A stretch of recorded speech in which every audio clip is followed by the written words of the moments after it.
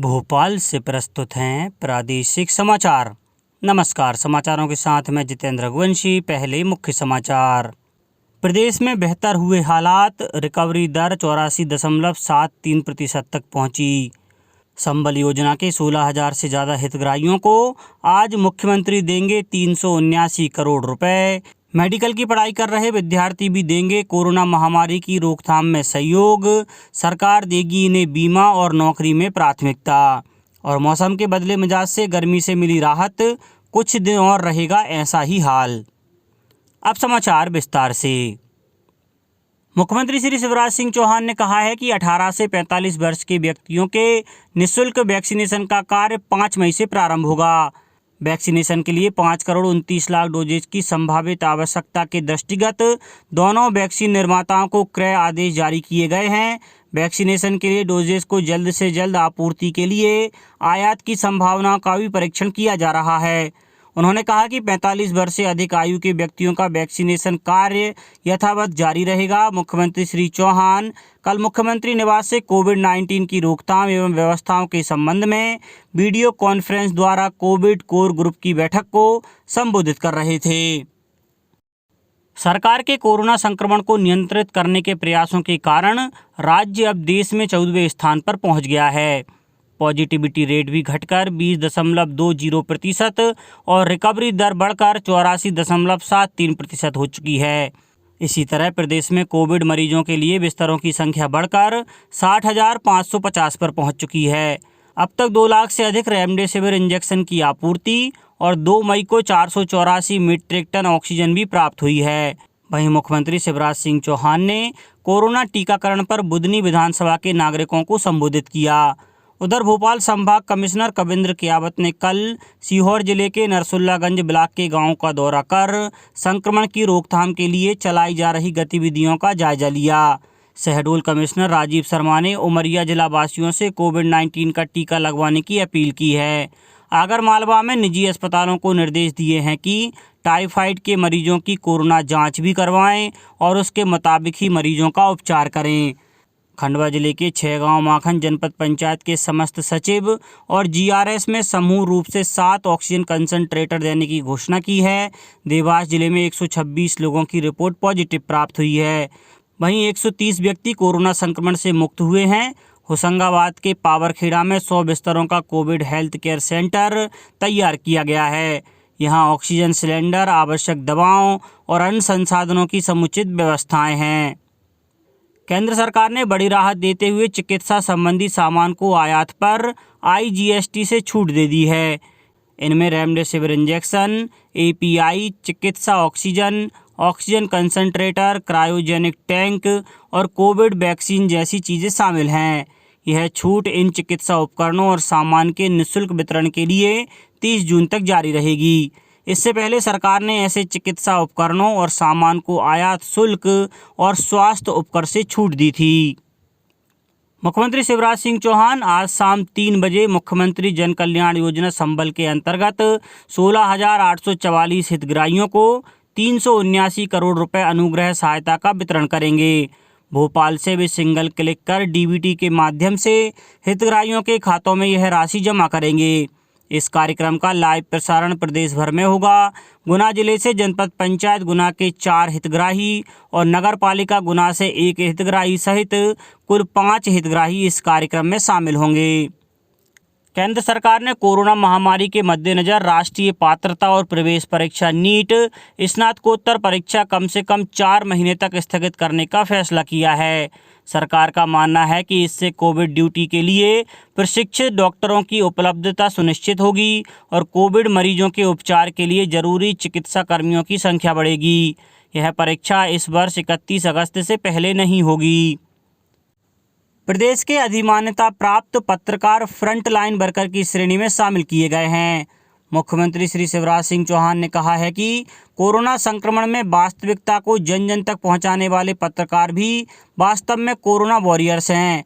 मुख्यमंत्री श्री चौहान ने कहा कि अधिमान्य पत्रकारों को भी फ्रंटलाइन वर्कर्स को दी जाने वाली सभी सुविधाओं का लाभ दिया जाएगा। केंद्र सरकार की एजेंसियां न्यूनतम समर्थन मूल्य योजना के आधार पर मध्य प्रदेश सहित कुछ राज्यों से रबी फसलों की लगातार खरीद कर रही हैं। सरकारी एजेंसियां द्वारा चालू रबी फसल की खरीद के दौरान 292 लाख मीट्रिक टन से अधिक गेहूं की खरीद की गई है। पिछले वर्ष की इसी अवधि की तुलना में इस खरीद मौसम में एजेंसियों ने करीब 70% अधिक गेहूं की खरीद की है। इससे लगभग 29 लाख किसानों को लाभ मिला है। प्रधानमंत्री नरेंद्र मोदी ने देश में कोविड स्थिति से उत्पन्न संकट से निपटने के लिए जरूरी मानव संसाधनों की आवश्यकता की कल समीक्षा की। बैठक में वरिष्ठ डॉक्टरों और शिक्षकों के पर्यवेक्षण में मेडिकल इंटर्न को कोविड प्रबंधन कार्य के लिए तैनात करने की अनुमति देने का भी फैसला किया गया। MBBS अंतिम वर्ष के विद्यार्थियों की सेवाओं का उपयोग फोन पर परामर्श और संक्रमण के हल्के लक्षणों वाले मरीजों की निगरानी जैसी सेवाओं के लिए किया जाएगा।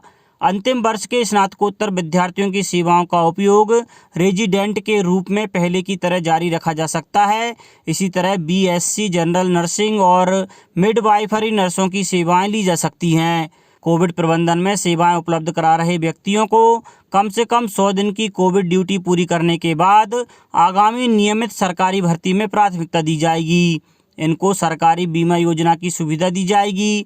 ऐसे सभी प्रोफेशनल को 100 दिन की कोविड ड्यूटी पूरी करने के बाद प्रधानमंत्री का विशिष्ट कोविड राष्ट्रीय सेवा सम्मान दिया जाएगा।